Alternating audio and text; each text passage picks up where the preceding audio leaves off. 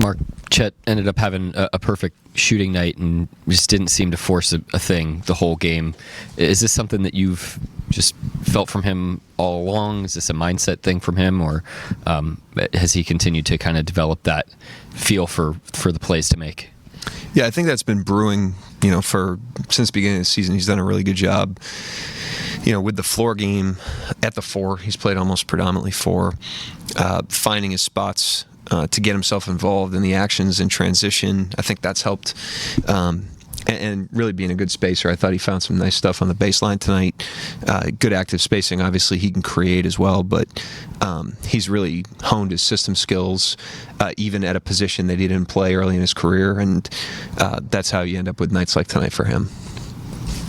How were you able to make them inefficient on offense, particularly through the first 3 quarters? I thought we just really did the job in terms of our discipline. They're a team that just requires great focus on the game plan, understanding personnel. I thought our alertness on Curry as a team was excellent. Kaysen in particular on Curry was outstanding. He played him minute for minute. After turnaround and having done that with Morant the other night, great growth points for him to be able to kind of handle what is a tough cover, obviously. But the whole team, I thought, was just really keyed in. We had a few breakdowns, but generally it was a great night of focus and execution. Kind of a follow-up on that, the Warriors are a team that a lot of cuts, a lot of passes, screens that try and get guys open, try and have the defense lost. You guys seem to do a really good job with that. I mean, test your focus on that end of the floor. What'd you like about the communication you guys had? Yeah, I thought we were great on that end. The way they play is different than most of the league. They're just a very different style, and so it's kind of a special preparation, which can catch you on your heels sometimes. But we've also got kind of cumulative experience against them now. We've seen them a number of times. Our core players have, and so we've kind of learned what the keys are against them, and I thought we did a great job of executing it tonight. The third quarter, you guys are just flowing offensively. Corner threes, dunks, 44 total points. What did you notice about the third quarter in particular? Yeah, I thought the third quarter exhibited great mental toughness on our part, because when you're up by 19, that's a hard situation to be in if you play the scoreboard, and it takes mental toughness to just stack the next possessions and stay focused on the game plan to that answer.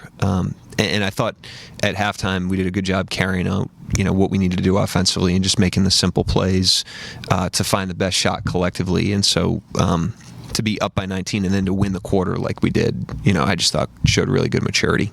Shai talks a lot about wanting to maximize the player that he's going to be. It's one thing to say it, it's another thing to show that he's actually putting forth the effort to do that. What have you seen through these first handful of games that shows that? Yeah, I mean, he's a great player, obviously, that has a real appetite to improve. He just is not resting on anything that he's accomplished. He's accomplished a lot early in his career, which is admirable. It sets a great tone for the rest of the team, but he just continues to get better defensively, offensively, kind of as a floor general, as somebody that can manipulate a game with scoring, passing, nuances, and from a leadership standpoint. And he's kind of the total package with that stuff, but he doesn't see himself like that. He sees himself as a very unfinished product, and it shows great humility and appetite to improve.